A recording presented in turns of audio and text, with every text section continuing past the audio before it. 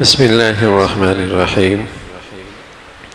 الحمدللہ، آج ہماری تلاوت کا آغاز 7ویں پارے سے شاہ حبشہ سے ایک وفد پیارے رسول صلی اللہ علیہ وسلم کے دربار میں حاضر ہوا، قرآن سنا۔ ضدی نہیں تھے، عناد نہیں تھا، عیسائیت کے سچے مذہب پر تھے، تو قرآن نے ان کے دل کی دنیا پہ اثر کیا اور ان کی آنکھوں سے آنسو جاری ہو گئے۔ وَإِذَا سَمِعُوا مَا أُنزِلَ إِلَى الرَّسُولِ تَرَىٰ أَعْيُنَهُمْ تَفِيضُ مِنَ الدَّمْعِ، اور ان کے چہرے پہ یہ آنسو جاری ہو گئے۔ قرآن کی تاثیر تو ایسی ہی ہے، اللہ ہمیں ایسے قلوب نصیب فرما دے کہ یہ قرآن کا اثر ہمارے دل لینے لگے۔ حضرت عثمان فرمایا کرتے تھے، جسے اللہ صاف دل دے دے، صاف زبان دے دے، وہ تو کبھی قرآن سے سیر ہی نہیں ہو سکتا۔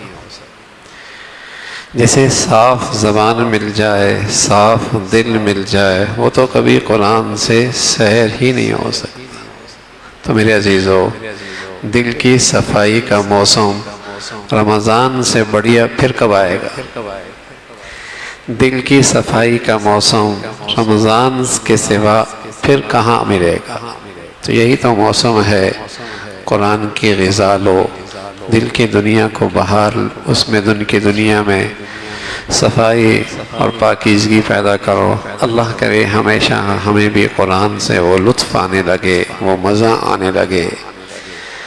تو ان کی آنکھوں سے آنسو جاری ہو گئے، اس کا تذکرہ فرمایا۔ پھر ایمان والوں سے کہا، جو چیزیں اللہ نے حلال کی ہیں، پرہیزگاری یہ نہیں کہ ان حلال کو اپنے اوپر حرام قرار دو، پرہیزگاری یہ ہے حلال کھاؤ، شکر بجا لاؤ، حلال کھاؤ، شکر بجا لاؤ۔ یہ پرہیزگاری نہیں کہ حلال کردہ اللہ کی چیزوں کو اپنے اوپر حرام قرار دو۔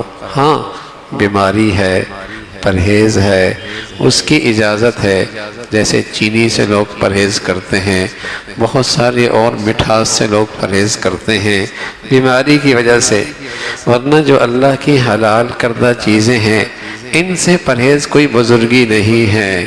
بزرگی یہی ہے جو اللہ نے حلال اور جائز چیزیں دی ہیں، استعمال کرو لیکن شکر بجا لاؤ، شکر بجا لاؤ، یہی بزرگی ہے۔ پھر قسم مختلف قسم کی ہوتی ہے، ایک فضول قسم ہوتی ہے، بات بات پہ قسمیں کھانا، اور ایک یہ کہ کسی مستقبل پر قسم کھانا، مستقبل پر۔ فرمایا اگر وہ قسم پوری نہ کی پھر کفارہ ہوگا، پھر کفارہ ہوگا، اور پھر کفارہ کی تفصیل بتائی۔ پھر اللہ نے اہل ایمان سے کہا، دیکھو شراب، جوا، بت پرستی، ان سے اجتناب کرو۔ یہ گندگی ہے، گندگی۔ یہ وہ قرآن کی آیت ہے جس سے شراب کی حرمت آ گئی، شراب کی حرمت آ گئی۔ رسول کریم صلی اللہ علیہ وسلم فرمایا کرتے تھے، شارب الخمر کعابد الوثن، شراب پینے والا ایسا حرام کام کرتا ہے اور ایسا بڑا مجرم ہے جیسے بت کی پوجا کرنے والا، جیسے بت کی پوجا کرنے والا۔ اور قرآن نے ایک لفظ استعمال کیا ہے، رجس۔ رجس ایسی گندگی کہتے ہیں جس سے گھن ہر سلیم الفطرت شخص کو آتی ہے، ہر سلیم الفطرت شخص کو اس سے گھن آتی ہے، اسے کہتے ہیں رجس۔ تو قرآن نے بتایا شراب رجس ہے، ہر سلیم الفطرت انسان اس سے گھن کھاتا ہے، اس سے گھن کھاتا ہے۔ رسول کریم صلی اللہ علیہ وسلم فرمایا کرتے تھے، ام الخبائث، ساری گندگیوں کی جڑ ہے شرابی آدمی۔ بس اوقات انسانیت کے دائرے سے گر کر حیوانیت پہ آ جاتا، پھر اسے اپنے سارے رشتوں کا لحاظ اور پردہ یہ سب ختم ہو جاتا ہے۔ رجس ہے، گندگی ہے، شراب ہے، جوا ہے، بت پرستی ہے۔ پھر شراب کو بت پرستی کے ساتھ ذکر کیا، فرمایا جیسے بت پرستی بڑا جرم ہے، شراب بھی ایسا ہی بڑا جرم ہے، شرابی بھی ایسا بڑا مجرم ہے۔ کہاں مسلمان تھے، قرآن کی آیت سنی، زندگی بھر کی عادت لمحوں میں چھوٹ گئی، لبوں میں تھی گرا دی، منہ میں گھونٹ تھا اسے باہر پھینک دیا، گلے کے قریب ہوا قہر کر دی، اور ایسی اس گندگی سے دوری اختیار کی کہ اس کے سارے گھر کے برتن بھی اور ساری نشانیاں بھی اپنے گھر سے مٹا دی، تاں کہیں اس گندگی کی پھر کبھی خیال نہ آئے۔ کیسے مسلمان تھے، اللہ کے حکم کے سامنے کیسے سر خم تسلیم کرنے والے تھے۔ کہنے میں تو آج بھی مسلمان ہیں اور مسلمانوں کی اولادیں ہیں اور مسلمانوں کی محفلیں ہیں، اور پینے والے صرف شرمندہ نہیں بلکہ اسے اسٹیٹس سمجھتے ہیں اور اس گناہ پہ فخر کرتے ہیں، اور اگر کہیں لوگوں کی نظروں سے اوجھل یہ گناہ ہو جائے تو دوستوں میں بطور فخر کے پھر بتاتے بھی ہیں۔ تو نجاست ہے، رجس من عمل الشیطان، یہ گندگی ہے شیطان کی، اس سے جسمانی نقصان بھی ہے، معاشرتی نقصان بھی ہے، اور روحانی اور ایمانی نقصان بھی ہے، اس کا تذکرہ فرمایا۔ اور پھر اللہ نے اہل ایمان سے کہا کہ شکار حرم میں اس کی اجازت نہیں ہے، ہاں البتہ بحر میں اور سمندر میں احرام کی حالت میں شکار کی اجازت ہے۔ پھر بیت اللہ کا تذکرہ فرمایا کہ ساری انسانیت کی امن کے ضمانت بیت اللہ کا قیام ہے، اس کی برکتیں اور رحمتیں ہیں۔ پھر ایمان والوں سے کہا فضول سوال نہ کیا کرو، با مقصد سوال کیا کرو، با مقصد کام کیا کرو۔ اور مشرکین کے یہ آباء و اجداد کا یہ انداز، مشرکین کا یہ انداز کہ ہم اس نئے زندگی کو کیسے اختیار کریں جو ہمارے آباء و اجداد میں نہیں تھی۔ فرمایا اگر ان کے آباء و اجداد کیا بے خبر تھے اور لا علم تھے، پھر بھی ان کی پیروی کریں گے۔ پھر اللہ رب العزت نے اصلاح خلق اور مخلوق خدا کی اصلاح کی فکر کرنے والوں کے لیے ایک تسلی بھیجی کہ اگر تم اپنی سر دھڑ کی بازی لگا لو اور اصلاح اور جسے کہیں کہ تعمیر کی محنت کر لو، پھر بھی اگر کوئی شخص اور کچھ لوگ ہدایت پہ نہیں آتے تو تمہیں اس کی پرواہ نہیں کرنی چاہیے، اس میں تمہارا کوئی نقصان نہیں۔ ہاں یہ اچھا نہیں کہ صرف کوئی شخص اس آیت سے یہ مطلب سمجھے کہ بس اپنی ذات تک دینداری کافی ہے۔ تو رسول کریم صلی اللہ علیہ وسلم نے فرمایا جب کوئی شخص اللہ کی نافرمانی دیکھے اپنے گھر میں، اپنے دائرہ اختیار میں، اور پھر وہ گناہ روک بھی سکتا ہے، با اختیار ہے، اس کی خاندان میں بات سنی جاتی ہے، اولاد میں اس کو اپنی اولاد پہ اختیار ہے، اس کو اپنی چار دیواری پہ اللہ نے ایک اختیار دیا ہے۔ ما من رجل یکون فی قوم یعمل فیہم بالمعاصی، لیکن گناہ دیکھتا ہے، لیکن قدرت بھی رکھتا ہے روکنے کی، لیکن ماتھے پہ بل ہی نہیں آتا، کان پہ جو ہی نہیں رنگتی، اللہ کے معاملے میں غیرت ہی نہیں کھاتا۔ فرمایا پھر مرنے سے پہلے صرف گناہگار پر عذاب نہیں آئے گا، یہ شخص بھی اللہ کے عذاب میں مبتلا ہو۔ صرف اپنی دینداری پر اکتفا یہ ہمارے دین کا سبق نہیں ہے۔ جہاں اس کو دائرہ اختیار ہے وہاں دین کو زندہ کرنا، گناہوں کا سدباب کرنا، یہ بھی فرائض میں داخل ہے۔ پھر اللہ نے اہل ایمان سے کہا موت کا وقت قریب ہو، وصیت کے معاملے میں تمہیں فکر ہو تو گواہ بنا لینا تاکہ بعد میں کسی معاملے میں اختلاف نہ ہو، گواہ بنا لینا، اور گواہ کی موجودگی میں کوئی وصیت لکھوا دینا یا وصیت کر دینا تاکہ بعد میں غلط فہمی نہ ہو۔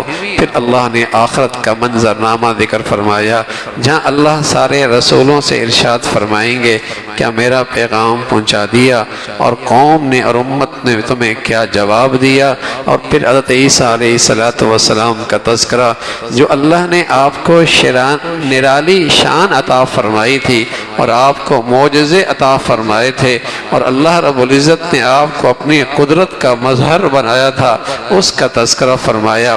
پھر عیسیٰ علیہ السلام سے قوم کا کہنا کہ آپ اللہ سے کہیں کہ آپ اللہ کے رسول ہیں نا، تو آپ ہمیں یہ دکھائیں کوئی بھرا ہوا کھانوں کا دسترخوان اللہ آسمانوں سے بھیج دے، اسے کہتے ہیں مائدہ۔ اور یہ مائدہ اسی نسبت سے اس سورت کا نام بھی مائدہ ہے، عربی میں دسترخوان کو مائدہ کہتے ہیں۔ تو اس انداز کا مطالبہ حضرت عیسیٰ علیہ السلام نے سمجھایا، جب تم اپنے پسند کا معجزہ مانگو گے تو یہ پھر یاد رکھنا اس میں کوتاہی پہ عذاب بھی جلدی آئے گا۔ اس لیے ضابطہ اللہ کا یہی ہے، جب نعمت بڑی ہو نا تو پھر شکر کا تقاضا بھی بڑا ہوتا ہے، اور پھر احسان اور ناشکری کی سزا بھی بہت جلدی ہوتی ہے۔ جب اللہ نعمت بڑی دے اور پھر اس کی ناشکری ہو تو پھر سزا بھی جلدی آتی ہے، اسی کا تذکرہ فرمایا۔ اور پھر عیسیٰ علیہ السلام سے کہا جائے گا کہ آپ نے لوگوں سے کہا تھا کہ لوگ آپ کی پرستش کریں، فرمایا اے اللہ آپ جانتے ہیں میں نے تو انہیں تیری بندگی کا سبق دیا ہے اور تیری عبادت کے راہ پہ ڈالا ہے، تیرے بندے ہیں، معاف فرما دے، عذاب دے، تجھے اختیار ہے۔ کل قیامت کے دن اللہ رب العزت نے ایک ضابطہ بتا دیا، سچوں کی زندگی وہاں کام آئے گی، جن کا عقیدہ سچا، جن کا عمل سچا، اور جن کا عمل اقوال اور قول اور کردار سچا، وہ سچائی کی زندگی قیامت میں کام آئے گی اور اللہ کی رضا انہیں نصیب ہوگی، اور یہ بہت بڑی کامیابی ہوگی، یہ بہت بڑی کامیابی ہوگی۔ جس خوش نصیب کو اس زندگی میں اللہ کی رضا مل گئی، اس سے بڑی کامیابی کوئی نہیں ہے، سب سے بڑی کامیابی یہی ہے۔ دنیا میں اللہ کے نبی نے ایک دعا سکھائی ہے، اور وہ دعا یہ ہے، اللہم انا نسألک رضاک والجنہ، اے اللہ اپنی رضا دے دے، جنت دے دے، ونعوذ بک من سخطک والنار، اے اللہ اپنی ناراضگی سے بچا دے، جہنم سے بچا دے۔ تو رمضان میں جو چیز مانگنے کی ہے نا، خاص طور پہ جو اللہ کے نبی نے بتائی ہیں، وہ دو چیزیں مانگنے کی ہیں، دونوں سے ہمارا چھٹکارا، اور ان سے ہمارا، اس کے بغیر ہمارا چراکار نہیں۔ آپ نے فرمایا رمضان میں دو چیزیں مانگ کرو، ایک اللہ سے جنت کی کثرت مانگ کرو، کثرت سے جنت مانگ کرو، اور دوسرا جہنم سے پناہ مانگ کرو، جہنم سے پناہ مانگ کرو۔ کامیابی تو وہ ہے فرمایا جنہیں اللہ کی رضا مل گئی، جنت مل گئی، حقیقت میں یہ بہت بڑی کامیابی پا گئے۔ پھر سورہ انعام ہے، انعام کہتے ہیں چوپایوں کو، چوپائے انہیں کہتے ہیں انعام، چونکہ مشرکین مکہ کے جو لوگ تھے انہوں نے چوپایوں کے بارے میں بڑے غلط نظریات بنا رکھے تھے، کچھ غیر اللہ کے نام پہ انہیں مقرر کر دیتے، کہتے اب یہ ہمارے لیے ان پہ سواری کھانا کرنا اور انہیں استعمال کرنا، ان کا گوشت استعمال کرنا اب ہمارے لیے حلال نہیں۔ ان کے ان غلط نظریات کی تردید ہے، اس لیے اسی نسبت سے اس سورت کا نام سورہ انعام ہے۔ اور بنیادی طور پہ اسلام کے جو تین عقیدے ہیں، توحید، رسالت اور آخرت کی زندگی، ان تین چیزوں کا اس سورت کے اندر مختلف زاویوں سے اور مختلف انداز سے اس کا ذکر فرمایا۔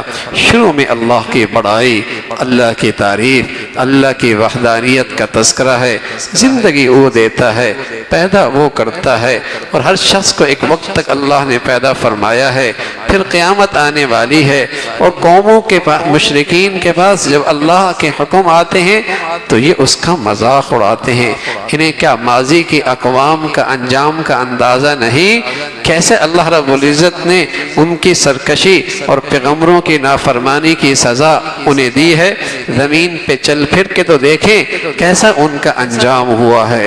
جس سے اللہ کی پکڑ، جو اللہ کی پکڑ سے بچا، جو اللہ کی رحمت کا مستحق بنا، وہی حقیقت میں کامیاب ہے۔ اور پھر اللہ نے جو مسلمانوں کو ایک عقیدہ دیا ہے کہ نفع اور نقصان کا مالک اکیلا اللہ، یہ مسلمانوں کا وہ انقلابی عقیدہ ہے۔ اگر یہ مسلمان کے اندر آ جائے کہ نفع اور نقصان صرف اللہ کے ہاتھ میں ہے، یقین آ جائے، تو یہ ساری دنیا سے بے نیاز ہو جائے اور ایک اس ذات کا نیاز مند ہو جائے۔ ساری دنیا سے بے نیاز ہو جائے اور ایک اس ذات کا بے نیاز ہو جائے کہ میرا نفع نقصان تو وابستہ ہی اس ذات سے ہے، اسی کا تذکرہ فرمایا۔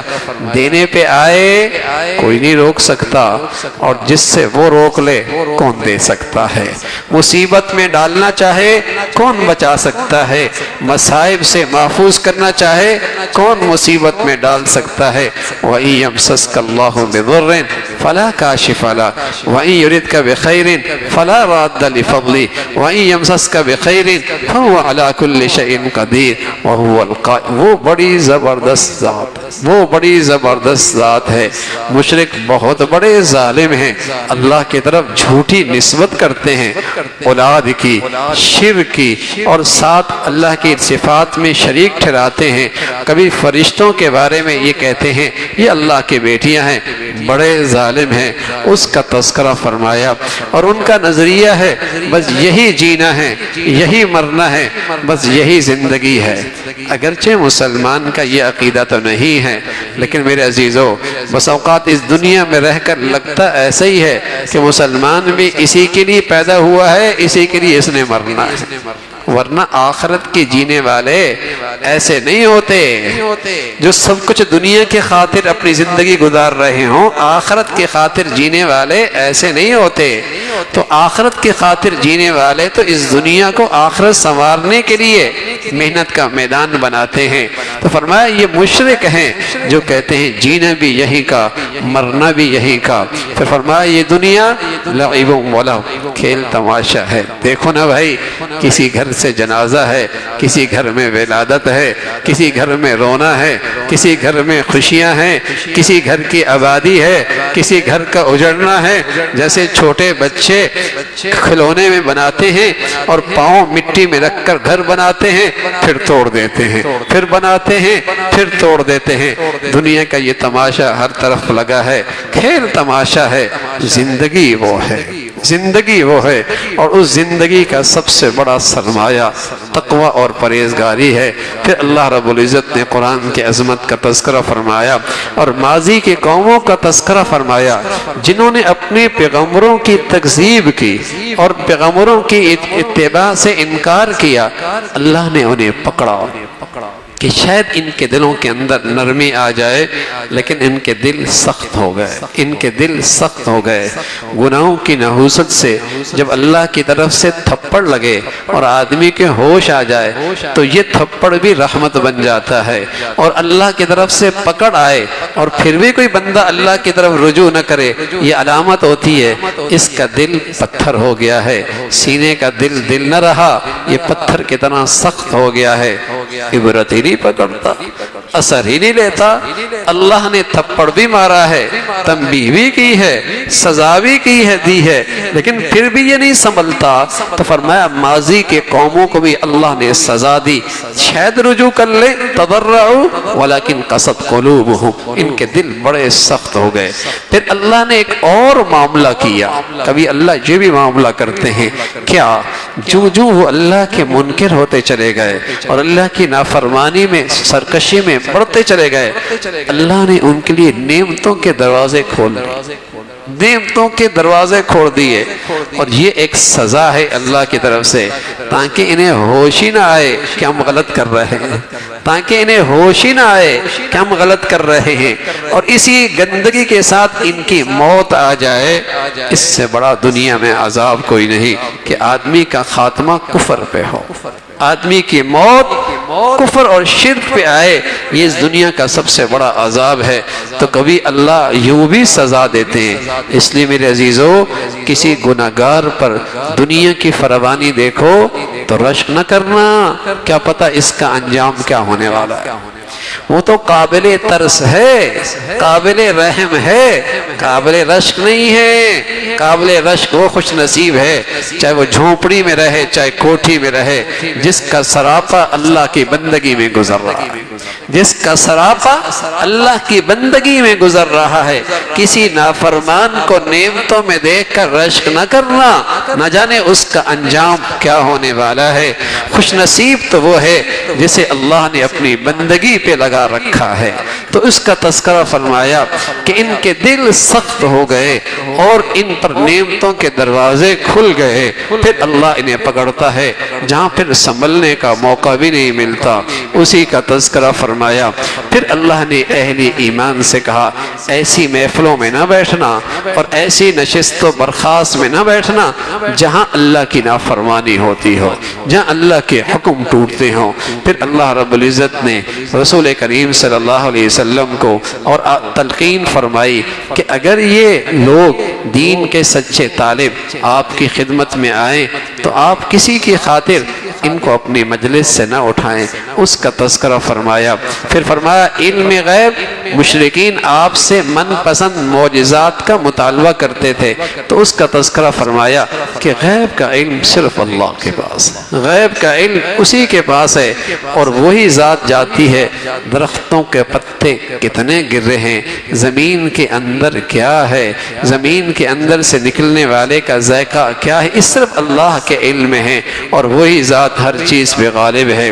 پھر اللہ رب العزت نے فرمایا کہ اللہ رب العزت کبھی دنیا میں قوموں کی سزا عذاب کی 3 شکلیں بھیجتے ہیں، آسمانوں سے عذاب بھیجتے ہیں، تند و تیز ہوائیں بھیجتے ہیں، کبھی زمین کے اندر سے عذاب آتا ہے، زلزلے آتے ہیں، اور کبھی ایک عذاب اور ہوتا ہے، وہ کیا؟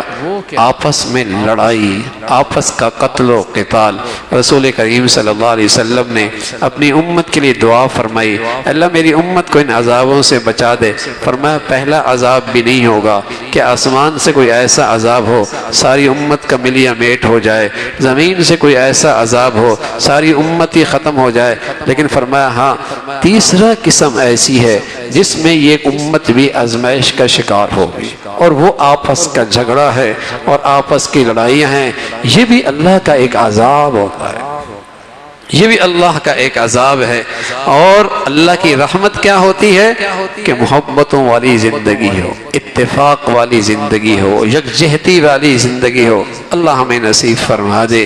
پھر اللہ رب العزت نے اس بات کا تذکرہ فرمایا کہ ابراہیم علیہ السلام کو دیکھو کیسے ماحول میں پرورش پائی، لیکن اللہ کے توحید کے کیسے علمبردار اور دائی بنے۔ اپنے والد سے بھی کہہ دیا جو پوجا کرتے تھے، مجاور تھے، بت بنایا کرتے تھے، ان سے بھی کنارہ کشی اختیار کی، قوم کو اللہ کی توحید کا پیغام دیا۔ قوم کبھی سورج کی پرستش کرتی، چاند کی پرستش کرتی، فرمایا یہ ساری مخلوق تو وہ ہے جو آتی ہے اور چلی جاتی ہے اور پھر غروب ہو جاتی ہے، میرا اللہ ان سارے عیبوں سے پاک ہے، ان کمزوریوں سے پاک ہے۔ فرمایا سب سے بڑا ظالم وہ ہے جو شرک کا ارتکاب کرتا ہے، جو شرک کا ارتکاب، اس سے بڑا ظلم کوئی نہیں، اس سے بڑا ظلم کوئی نہیں۔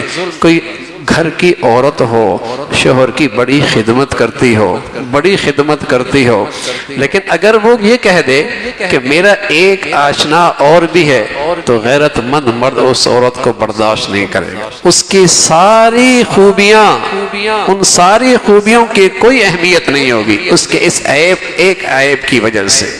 اس لیے میرے عزیزو، کافر مشرک کی جتنی خوبیاں ہیں شرک کے مقابلے میں ساری خوبیاں صفر ہو گئی۔ اس سے اللہ کو غیرت آتی ہے، میرا شریک ٹھہراتا ہے، میری طرف شرک کی نسبت کرتا ہے۔ اور ایک خاتون وہ ہے بہت ساری اس کی زندگی میں کمزوریاں ہیں، شوہر کہتا ہے نکل میرے گھر سے، وہ کہتا ہے تیرے سوا میرا ہے کون، تیرے سوا میرا ہے کون۔ ایسی ایک مسلمان ہے، 1000 کمزوریاں ہیں، لیکن مولا سے کہتا ہے مولا تیرے در کے سوا کوئی در بھی تو نہیں ہے، تیرے سوا میں جاؤں کہاں، کس چوکٹ پہ سج رکھوں، کس چوکٹ پہ سر رکھوں، کہاں پیشانی ٹھیکوں، کس کے دربار میں جا کر بھیکاری بنوں، تیرے در کے سوا کوئی در بھی تو کوئی نہیں ہے۔ اللہ اس گناہگار کی ساری خطائیں اس ایمان اور یقین کی بدولت معاف فرما دیتے۔ تو میرے عزیزو، ایمان بڑی دولت ہے، عقیدہ توحید بہت بڑا سرمایہ ہے، شرک سب سے بڑا ظلم ہے۔ پھر انبیاء علیہ السلام کے ایک فہرست ذکر فرمائی جو سارے کے سارے توحید پرست تھے، اللہ کی وحدانیت پہ تھے اور اللہ کی وحدانیت کے دعوت دینے والے تھے۔ فرمایا یہی وہ ہے جن کے اقتداء کی جائے۔ مشرک اللہ کی قدر نہیں پہچانتا، اللہ کی عظمت نہیں پہچانتا۔ اور پھر فرمایا یہ قرآن تو وہ سچی کتاب ہے جو ماضی کے تمام سچے نظریات کی حفاظت بھی کرتا ہے، تاکید بھی کرتا ہے، اور سچے نظریات کی قرآن تصدیق بھی کرتا ہے۔ پھر اللہ رب العزت کی بڑائی، قدرت، اس کا تعارف ہے۔ دیکھتے نہیں گٹلی کے اندر کون ذات زمین کے اندر اسے پھاڑتی ہے اور اس کے اندر سے کومپل نکالتی ہے، پھر گرم سرد ہواؤں میں اس کا تحفظ کرتی ہے، اور پھر اس کے اندر سے پھل پیدا ہوتا ہے، اور پھر اس کے اندر ذائقہ اور مٹھاس۔ یہ کون ذات ہے؟ ایک اللہ کی ذات ہے، اور اسی کی ذات ہے۔ بیج بھی ایک ہے، کھاد بھی ایک ہے، زمین بھی ایک ہے، پانی بھی ایک ہے، لیکن پھل کا رنگ مختلف ہے، ذائقہ مختلف ہے، سائز مختلف ہے۔ یہ کون کرتا ہے؟ یہ ایک اللہ کی ذات ہے۔ یہ اللہ کے قدرت کے شہکار اس دنیا میں بکھرے پڑے ہیں۔ حاصل کیا ہے اس سے؟ اللہ کا تعارف حاصل کرو، اللہ کی قدرت، اللہ کی قدرت اپنے اندر اس کا تاثر پیدا کرو۔ وہ ذات ہے جو تمہیں سب کچھ دیکھتی ہے، لیکن تم دنیا میں اس ذات کو نہیں دیکھ سکتے۔ اس کا تذکرہ فرمایا۔ پھر ایک اصول بتایا، ایک آدمی گناہ نہیں کرتا لیکن گناہ کا ذریعہ بنتا ہے۔ فرمایا گناہ کا ذریعہ بننا بھی گناہ کرنا ہے، اس لیے تم بتوں کی کسی کے سامنے ایسی برائی نہ کرو کہ وہ تمہارے خدا کو برا کہے، تمہارے خدا کو برا کہے، ایسا انداز اختیار نہ کرنا۔ تو اصول بتایا کہ خود برائی نہیں کرتا لیکن ایسا موقع دیتا ہے کہ دوسرا برائی کرے، ایسا کام کرتا ہے کہ دوسرا برائی پہ آ جائے تو اس کی سزا بھی، یہ بھی برا ہے، یہ بھی گناہ ہے۔ اس کا تذکرہ فرمایا۔ پھر فرمایا یہ کہا کرتے تھے مکہ کے مشرک، حق سچ آئے گا ہم اس کے پیروکار بنیں گے۔ حق سچ آ گیا لیکن یہ انکار کرنے لگے، ہم نے ان کے دل اندھے کر دیے، پلٹ دیے ان کے۔ بعد بدعمالیوں کی سزا ایسی ہوتی ہے، اللہ حفاظت فرمائے، اللہ دلوں پہ مہر لگا دیتا ہے، اللہ دلوں پہ مہر لگا دیتا ہے۔ اس لیے میرے عزیزو کوئی گناہ بھی جان بوجھ کے نہ کریں۔ کیا پتا کس گناہ کی نحوست، کس گناہ کی کیا نحوست ہے اور اس کا میری زندگی پہ، ایمانی زندگی پہ کتنا منفی اثر ہوتا ہے۔ اللہ رب العزت ایمان کی اور اعمال کی زندگی نصیب فرمائے۔ سبحانک اللہم و بحمدک، نشہد ان لا الہ الا اللہ، نستغفرک و نتوب الیک۔